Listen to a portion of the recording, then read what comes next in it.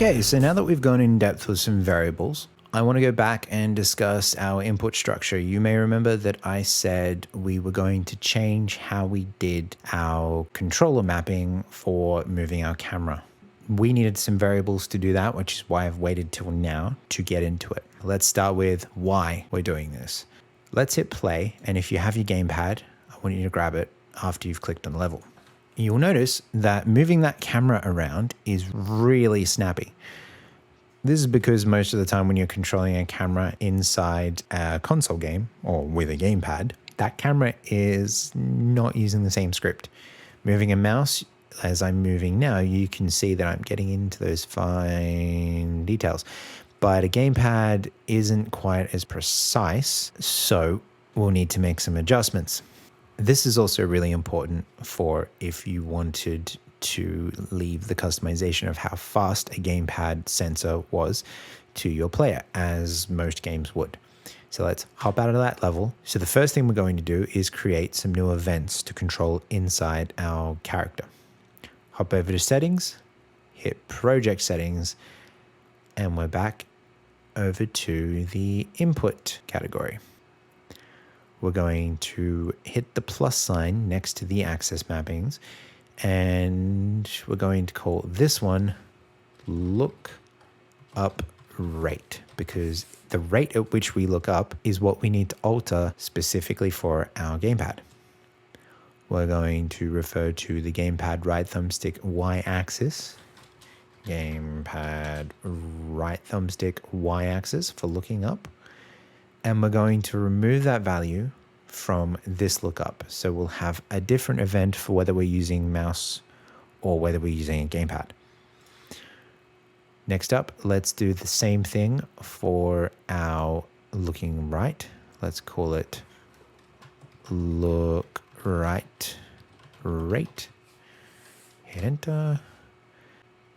And we're going to use the gamepad right thumbstick x-axis, confirming that that's the one we had for look right, and we're going to get rid of that from the look right axis. This is step one for the changes we're going to make. Now let's pop back over to our hero character and load up those events. Right click and type in look right rate and look up rate. Look up rate. So we're going to use some float variables to control how quickly we're looking up or right. And these float variables will be able to be edited from the options menu to give our players more control over how they use their gamepad. Later on down the line, we'll get into that for mouse, but most of the time DPS for mouse is controlled directly through the mouse. So let's add those variables in. Click on the variables tab over here. We're going to call this base look up rate. I'm going to change that to a float variable. We're going to add one more, base look right rate. We're going to compile and save them and drag them in. Now, if you already know if you want to set or a getter, then all you need to do to get a getter is hold control and drag, and you'll get a getter straight away. If you wanted a setter, all you have to do is hold alt and drag and drop, and you will get your setter. We want getters for both of these because we'll be setting them in the options menu.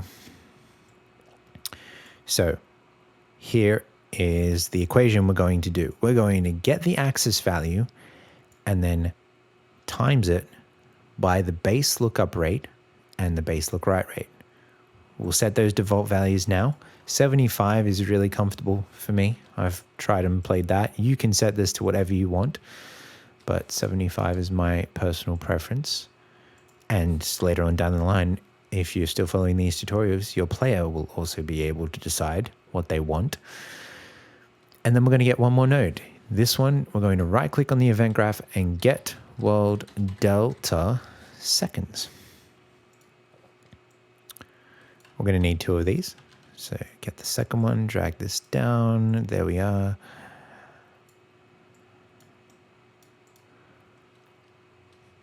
I'm also going to drag these down here because they refer to each other. There's our PC lookup, there's our controller lookup. And so, lining them up makes it easier to understand.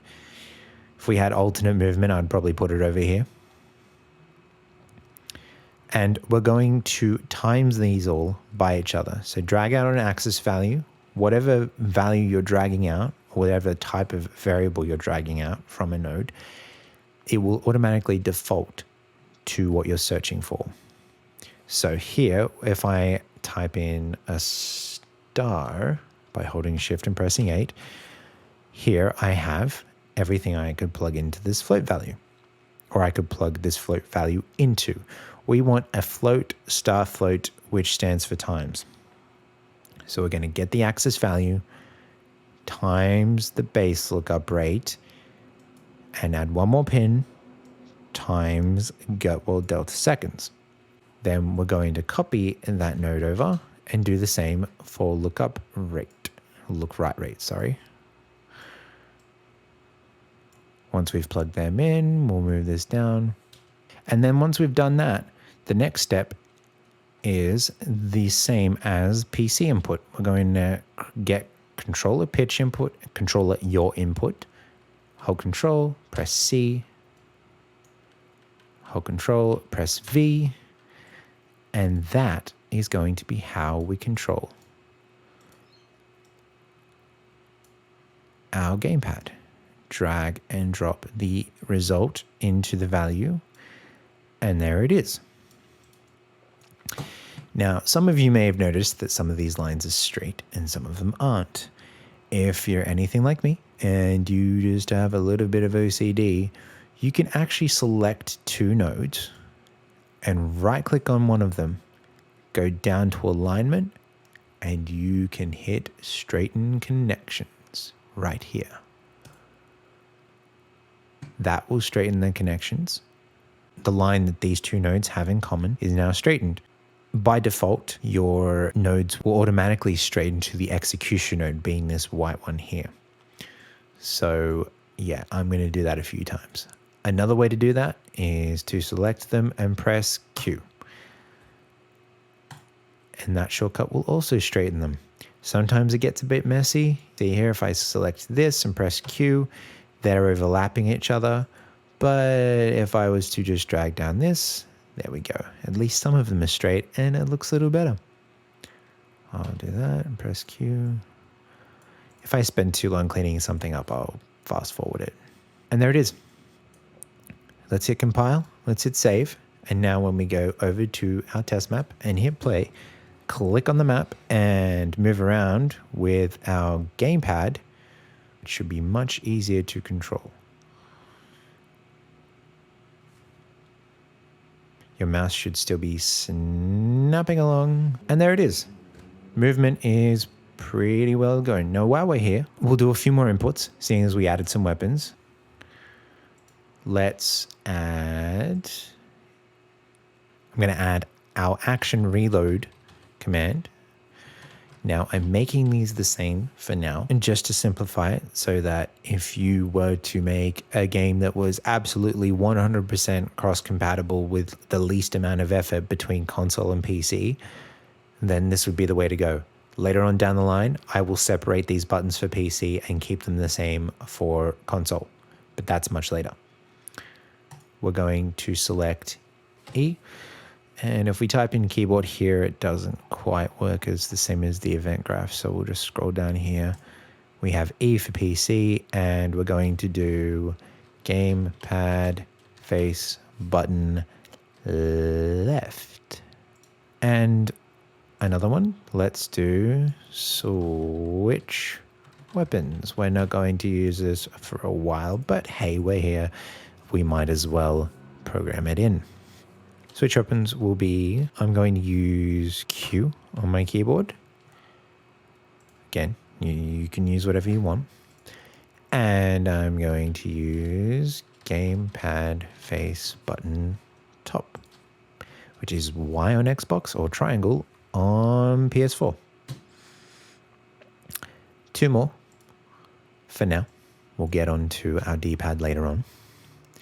We're going to call this the all important fire event. This will be left mouse button and gamepad right trigger. Not trigger axis, that's trigger. And then one more. Aim, which will be right mouse button and left trigger.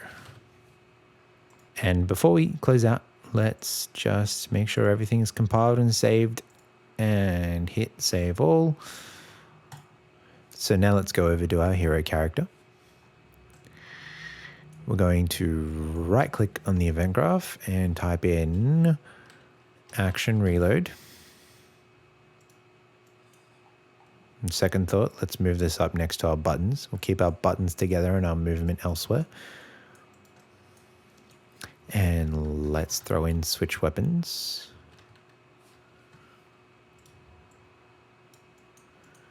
Then we'll throw in fire and aim.